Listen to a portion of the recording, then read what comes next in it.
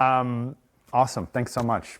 Kind of picking up on what Dave was talking about interdisciplinary research, I agree. It's a lot of fun, it's very challenging, and it's really just such an enormous privilege to be here and give a talk this morning to a room full of people who are clearly working across different educational disciplines at Concordia and who are committed to kind of sharing their research on a Saturday morning. And like Dave, my first conference experience was a graduate student conference, and they still hold a very dear place in my heart. So I'm just going to get right into it because I also went on a bit of an interdisciplinary start to the talk as I see my research as very interdisciplinary, and I've had to rely on so many different fields to bring different forms of understanding to my research findings. And I still grapple with the different disciplines, and I've learned a lot about research processes and about myself.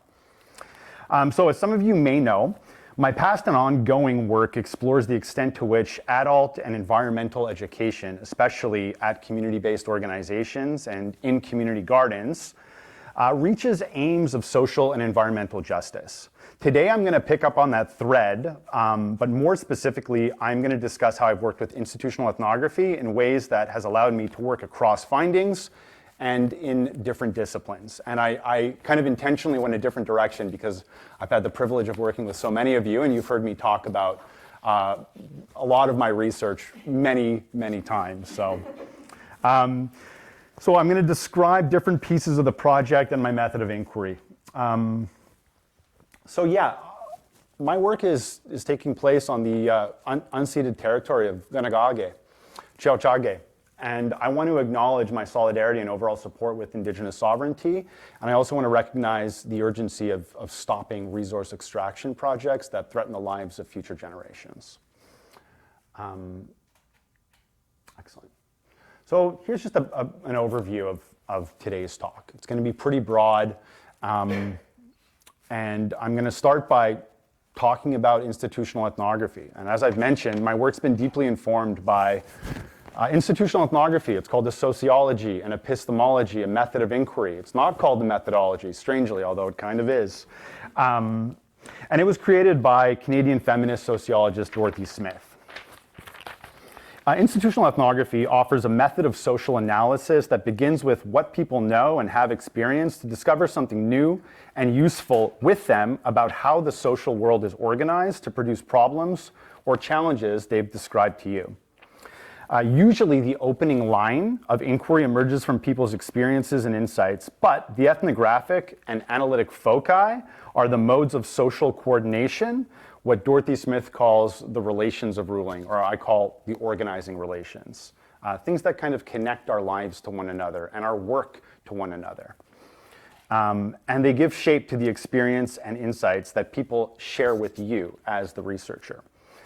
Institutional ethnography is explicitly pragmatic, inviting methodological flexibility in order to generate different forms of knowledge that can be used to improve the conditions of people's lives. So, the title of the talk is Mapping Social and Environmental Relations. And in many ways, institutional ethnography is meant to produce a map, not one that you literally follow, like Google Maps, but one that you could read through and you can see how certain empirical dots are connected that connect one's lived experience to something like a global environmental policy, right? Something like increasing biodiversity in the city of Montreal. So the research and this talk's anchoring proposition is based on Himani Banerjee's suggestion that the ground of racist and other repressions is the same ground of white and other privileges. In other words, the very same social relations that produce one person's experience of inclusion and privilege are implicated in another person's experience of exclusion and oppression. I'm going to try and keep today's talk around 30 minutes, so I won't be able to get into all the challenges that were described to me by my research partners, but I'm going to set the scene, provide you with some context, and then I want to zone in on one aspect of my gardening research that I haven't been able to share with all of you as yet, and that's the history of gardening here in Montreal. And it's a brief history. I'm not going to go all the way back to like Epicurus or anything like that, but yeah. So a little more about institutional ethnography. It's informed by Marxist and feminist historical materialism, and that's the slant that I take to look at the history of gardens. It's a fancy way of saying that the past is materially connected to what we're experiencing today.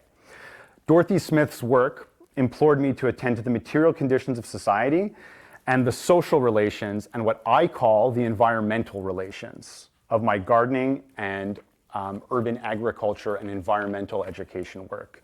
Therefore, my research seeks to show what's actually happening to people who are working in and with gardens for social and environmental justice in schools, community organizations, and in different neighborhoods of Montreal. All over the city, people are doing really cool work.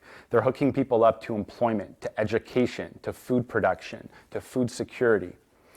It's important to note that with this approach to inquiry, my interviews and conversations are the starting point of my research. So unlike other qualitative methodologies or methods of inquiry, institutional ethnography starts with interviews. We start with people's lived experiences of a particular problematic, and then we trace those interviews into the institutional terrain.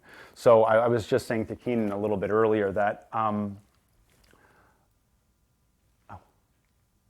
that institutional ethnography often includes, a lot of text on a slide. Like it would be full of text. It would be more text than you've ever seen on a slide. And I started with that, and then I said, no, it's Saturday morning. We're going to show some images, and I'll just tell you about it, right? Yeah. So by tracing some of these stories, I was connecting to media accounts, texts, curricula, policy that produces those individual accounts that I'm hearing in my interviews. So something that came up this week was Montreal's switch to a new zero waste plan, which is limiting single-use plastic. I think that's awesome, right? I don't think it's actually going to help them achieve their 2030 zero waste goal, which they've already moved back, but I think it's a great start. But I also want to point out that us as a group of citizens are often exploited for these quick fix solutions, and there are no easy answers. These are very complex issues that we're talking about. So after gardening and speaking with several different people, teachers, community workers, community members, and so on, I organized my analysis and my writing, which is a kind of an overlooked activity in a lot of ethnographies, especially institutional ethnography, the graphy, the writing part of it. The writing really helped me figure out what was missing, what I needed to kind of look closer at, and where I needed to go next. So for anyone who's struggling with writing, it happens. So just, this isn't like a you can do it type of talk, but at the same time, I think it's really normal to struggle and grapple with writing, and through the writing was a big part of my process of discovery and why I kind of looked historically. So I analyzed my findings into 4 large themes that then led me to create textual traces or maps that are usable for others looking to create and fund gardens for social and environmental and educational purposes. And the themes that I'll mention today related to gardening for social and environmental justice are the following. Funding. Gardens are really expensive. They're expensive for me to take on as a hobby. They're expensive for municipalities and cities to implement. They require a lot of money. Labor. Gardens need a lot of care and a lot of human intervention to produce food or to create something that is beautiful within, what I'll say is Western epistemology's limited understanding of beauty, of aesthetics, etc. And gardening requires land, and land is highly contested and is getting more and more privatized. And lastly, where we'll focus today is on the history of garden. And what my data was showing to me after speaking with so many people who were talking about being dispossessed from their gardens, from their land, is that there's a historicity to this dispossession. And this continues to shape garden experiences here in Montreal, from an educational slant, from a environmental slant, and from a social slant.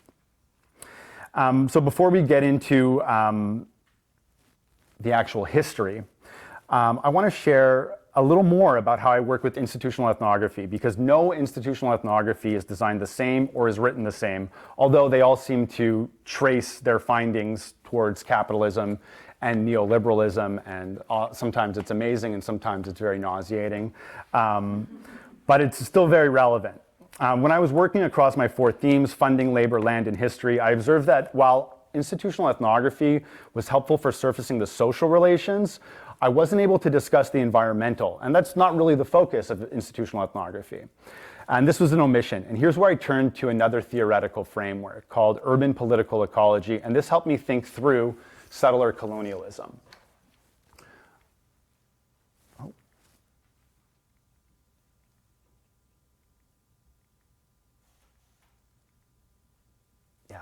I love showing this image. This is the closest green alley to Concordia, just down the street.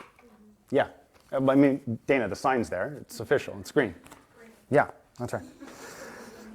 So my research took place in Tiohtià:ke, or Montreal, and like many settler colonial cities, Montreal has followed a particular colonial and economic development plan that is historically and materially connected to what I've observed over the past 6 years of engaging in ethnographic and visual research.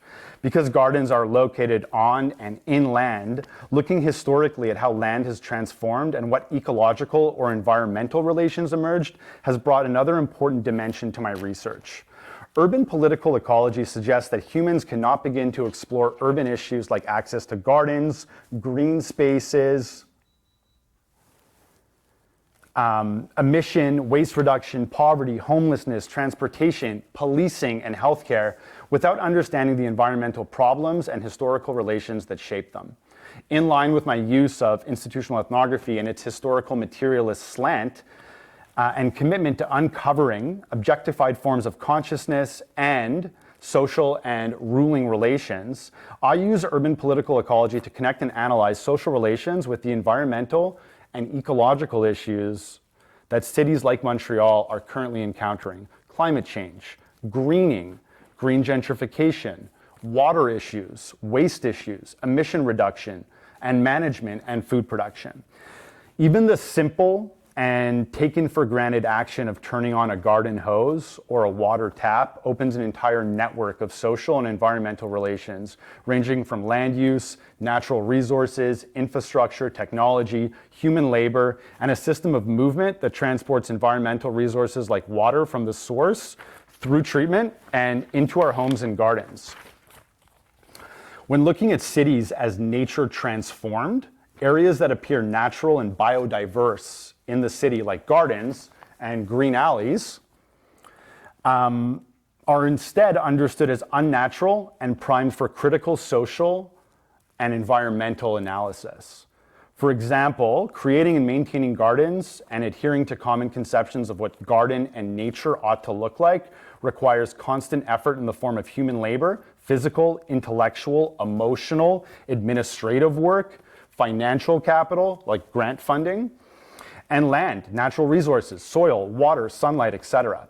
Urban political ecology oriented my research to explore how gardens, garden programming, adult education, environmental policies like greening, waste reduction, composting, active transportation, and social policies like urban renewal and gentrification and other economic strategies for urban growth, education and housing and so on are inextricably linked to global, social, political, and economic structures. And importantly, it forced me to look historically. So just a quick note on urban political ecology here. So here's what gardening and greening looks like. Here's $250,000 of green transformation. Oh.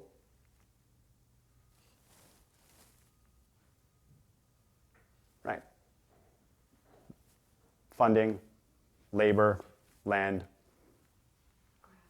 grass, resource management, new condominium developments. You gotta clean the streets, right? Gardens are dirty.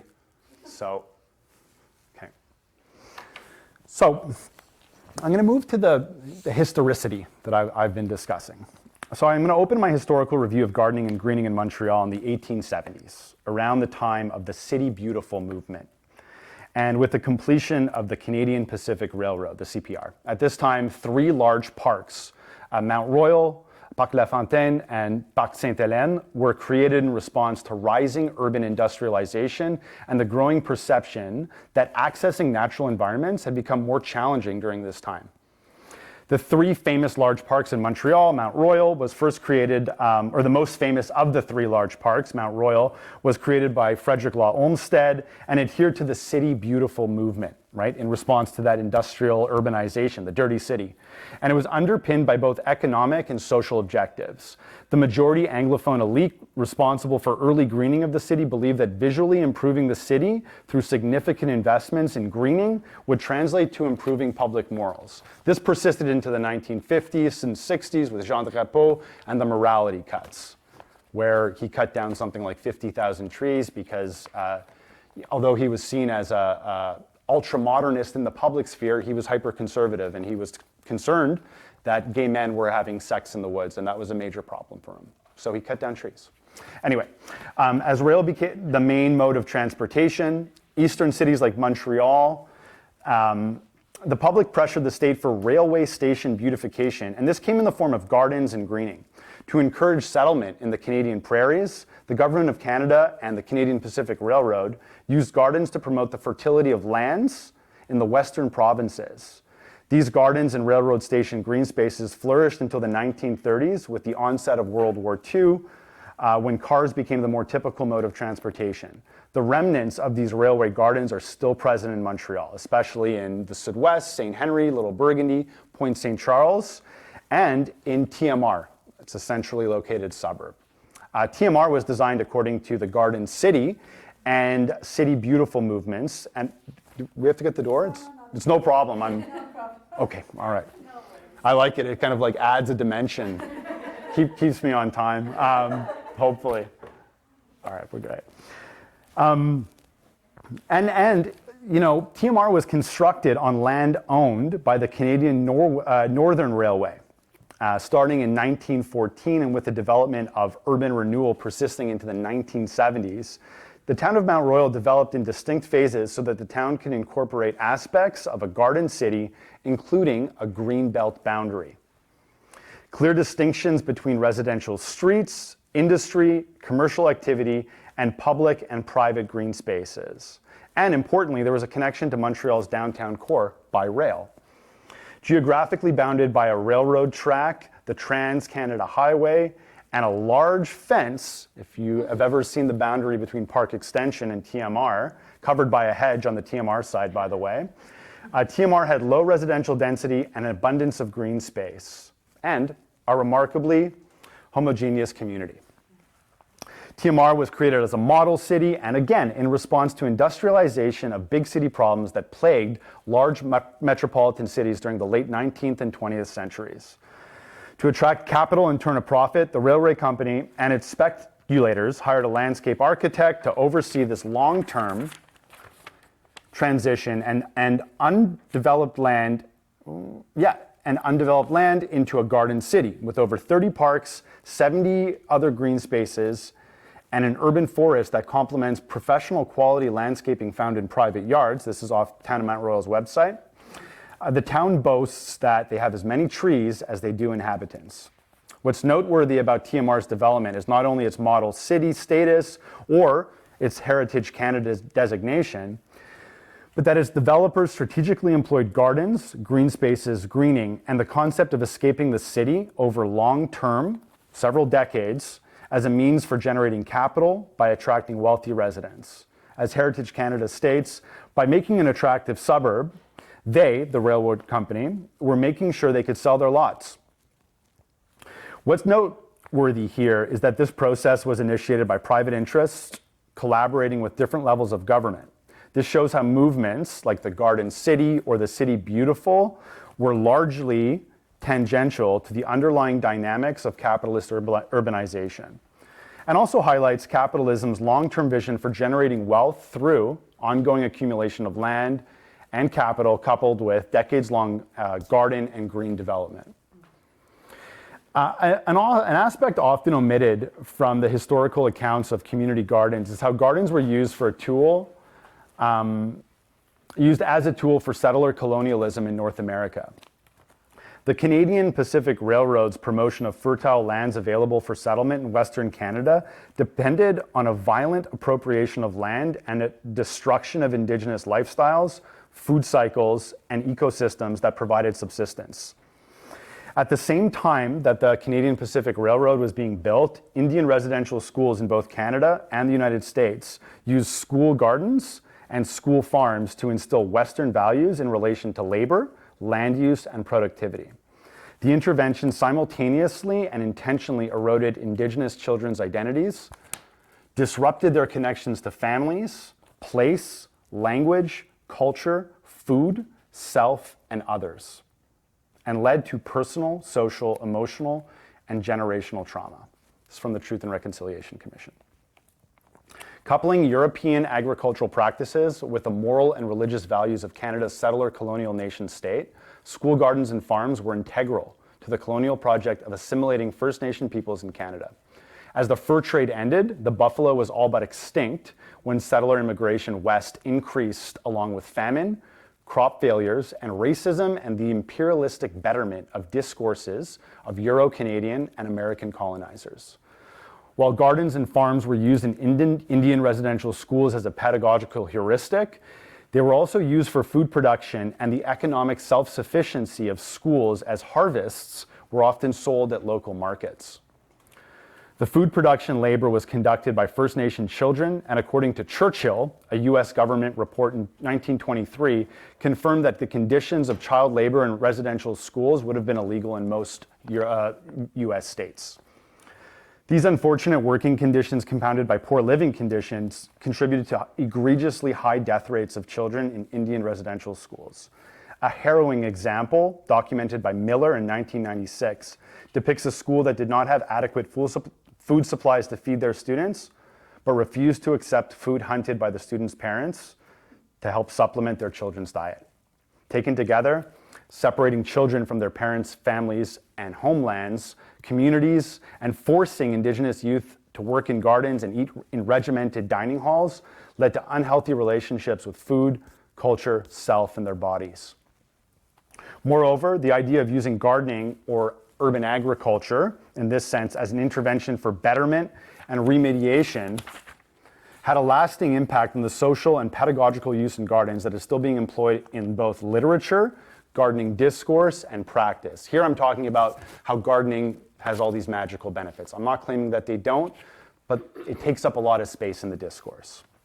As residential schools persisted, railway gardens grew, and concurrently the school garden movement came and went. This was around 1900, 1915. Different from gardens of residential schools, the school garden movement emerged alongside the nature study educational movement, which used gardens experientially to help young learners develop their character as they made sense of their surroundings. Along with connecting young learners to their surroundings, enclosed and bounded educational gardens were used to connect youth to their homelands. Julia Ostertag's research shows that early examples of a German school kindergarten, means children's garden, echo the logic of individualism that structure indoor classroom spaces. The Blut and Boden, blood and soil ideology that contributed to gardening being mandated for all schools during Nazi Germany is a particularly horrifying example of school gardening being linked to race, eugenics, and territorial enlargement. As World War I was instigated, the school garden movement waned. However, during wartime in North America and in other Western nations like the UK, the vacant lot movement began, as did the relief gardens of World War I, followed by the victory gardens of World War II. The purpose of these gardens was to provide employment opportunities for low-income people, to green cities, and to increase food production during the war efforts. This is from the City of Montreal's website. While these ideas appear commendable at a surface level, beyond the connection of gardens to war efforts or victory, they also served as methods for upholding gender roles. For example, during this time, women harvested the crops. And they demonstrated a desire to revitalize urban and rural communities and provided an anti-intellectual and manual labor opportunities for working class people, further perpetuating class divisions while influencing child labor relations.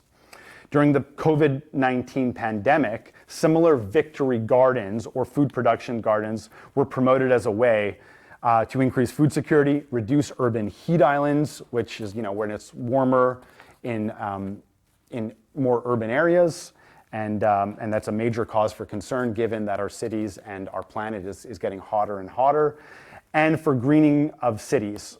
Again, all praiseworthy and crucial objectives for a city with many food insecure residents already dealing with the ramifications of climate change, heat waves, flooding, etc.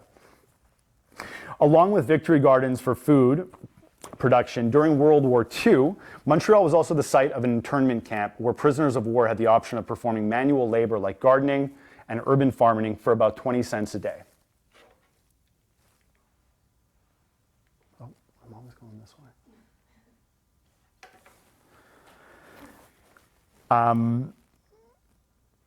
The internment camp, made up of 400 Italians, was located on Ile Sainte-Hélène and located just south of the port of Montreal. And this was later used as the site of Expo 67. I'm sure some of you can recognize this location. After Italy joined forces with Nazi Germany in 1940, Winston Churchill ordered the mass arrest of all Italian nationals or descendants of Italian nationals living in the United Kingdom. They were rounded up by police and shipped to different prisoner of war camps across the Commonwealth. The internment camp we're looking at here, S43, was operational from 1940 to 1943. During the summer months, prisoner of war were often gardening for food production, and in the winter they were tasked with shoveling snow after large snowfalls and making bandages and other products for the Red Cross. After Italy surrendered, the prisoners were permitted to return to the United Kingdom. However, the horrible living conditions had a lasting physical and emotional impact. What I find most disturbing about situating my current garden research in relation to the historical employment of gardens in Montreal and in Canada is how gardens were used in connection with settlement, colonial expansion, resource extraction, nationalism, land dispossession, and other processes. This dislocation from land led to a disruption of indigenous knowledge, cultures, food systems, and ways of being. It also underscores how the current framing of gardens and gardening for recreational purposes is steeped in privilege about discourse that undercuts the significant amount of labor needed to produce food, and how gardening and greening efforts have been positioned alongside the undercurrents of capitalism. I'm going to just touch, I have a few more pages, but I'm just going to touch on one more aspect that I think is really necessary and is just actually down the hill from where we are right now.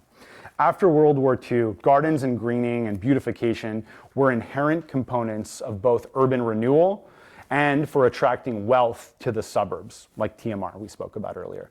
In Montreal, the lack of green space was often used as a reason for justifying the clearing of locations that were deemed urban slums.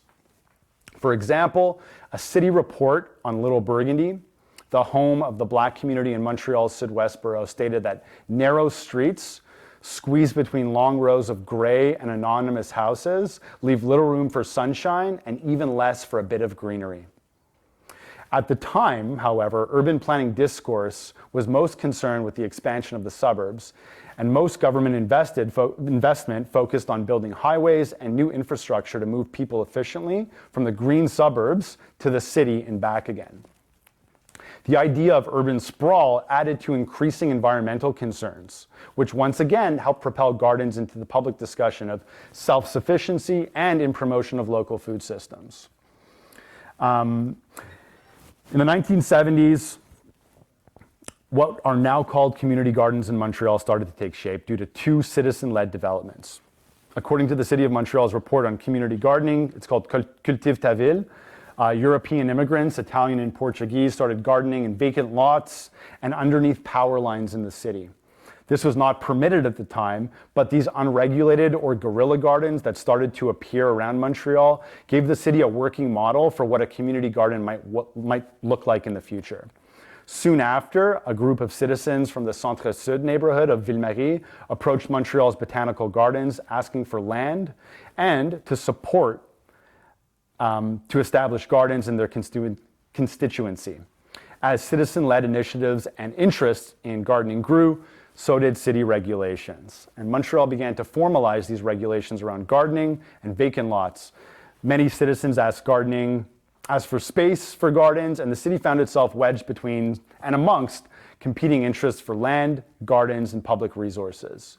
In sum, historical and contemporary accounts suggest that the regulations of community gardens were influenced by both vacant or guerrilla gardening and by more official collaboration, something like the Botanical Garden, or if you're familiar with the OLAB, at UQAM.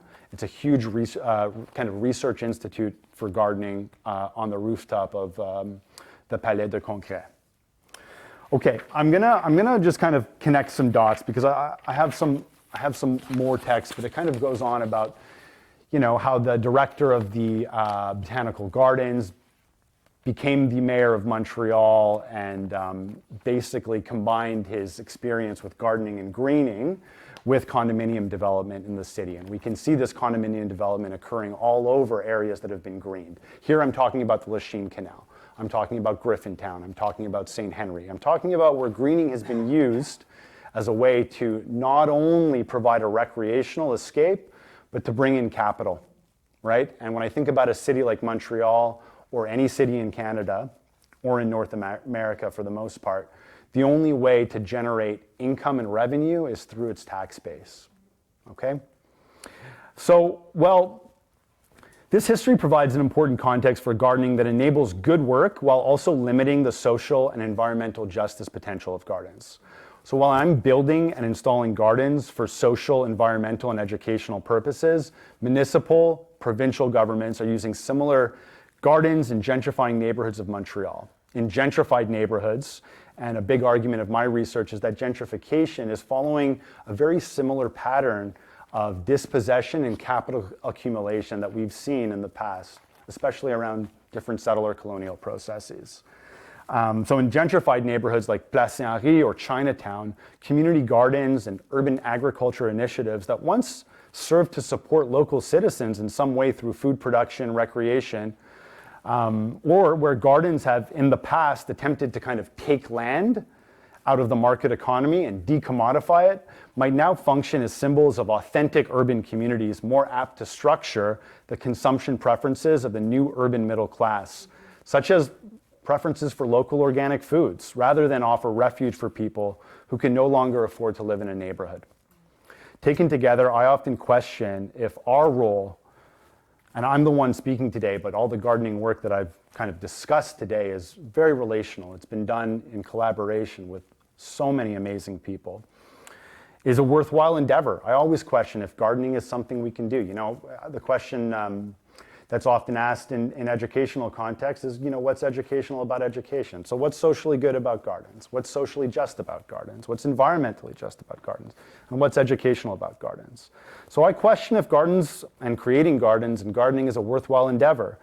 As often educators, community workers, and citizens want and maybe need a garden, but what they need more of is financial support, human resource support, more time, fewer students, curricular freedom, relevant professional development, and better housing, employment, educational, and environmental policies. And this requires an interdisciplinary understanding. I contend that in this historic moment of climate emergency, people living, working, and gardening in the city need to see how history and environmental sustainability efforts and policies shape and are shaping differential effects at the level of a large and diverse urban population. Thank you very much.